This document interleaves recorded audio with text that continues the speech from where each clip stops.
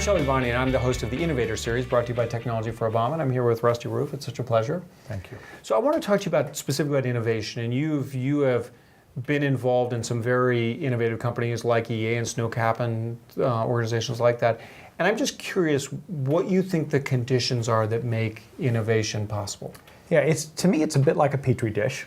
You know, there's the right people who have the right attitude and a culture that really allows that to happen. And I do believe that it is, you know, you give people a chance to take risks that, you know, they walk the high wire, but they know that there's a safety net underneath them. But, you know, they're encouraged to get out there on the high wire. And there's some tension that comes with that, obviously. I also think that it's really, really important that, you know, you fill an organization with people who just have that in their DNA, right? Who are the people who want to say, it should be better, we can do it different, and they're very unhappy with the status quo.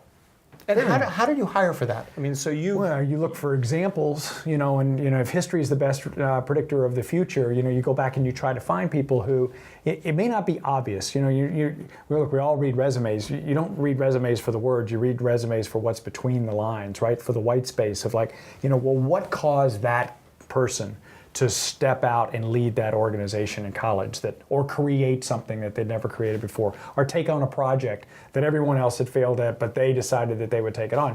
You know, where's that come from? It probably comes from mom, dad, something that happened really young to them.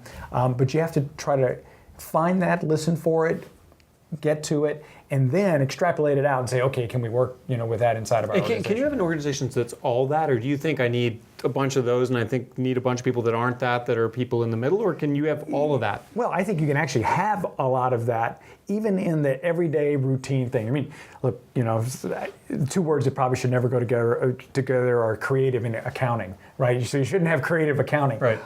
Even though better processes, different ways of doing it, making it better for an organization, more friendly for an organization. You know, I mean, the people who create processes, don't let those turn into bureaucracy. You know, process can be friendly until it turns into bureaucracy. So I think you can have innovation built in all the way through.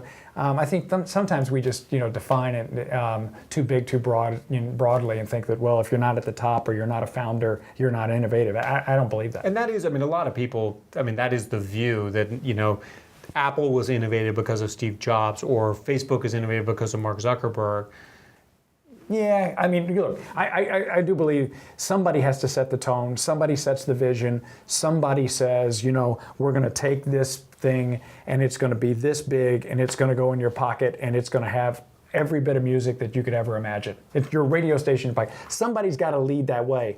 But there are a lot of people below that then, through their own innovative thinking, make that happen. You know, it just... to believe that one person at the top can make every single decision and make everyone, we know that's not true. So I'm curious, going back, because I think there's also a lot of people who believe that, you know, innovation is a technology world, has the exclusive on it.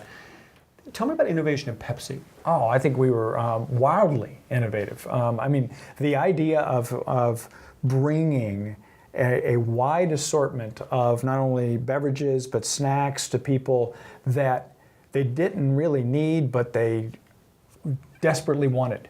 I need Doritos. I know, but so think about something, you know, in the technology world. We don't really need an iPad, but we desperately want it. And so, you know, a Dorito or a wide assortment, and figuring out how to tap into the consumer in a way that they will grab that and do it, I think those were wild things. I mean, wild innovations. You know, now we take it for granted, but, you know, back in the day, you never had a celebrity, especially a music celebrity, endorse a product. Endorse a product, you know, until Roger Enrico decided that, you know, some kid named Michael Jackson could actually be an interesting endorser for a product. Yeah. Well, that's incredibly interesting. It's a pleasure, and I look forward to talking to you more. So thank you, Rusty. Thank you.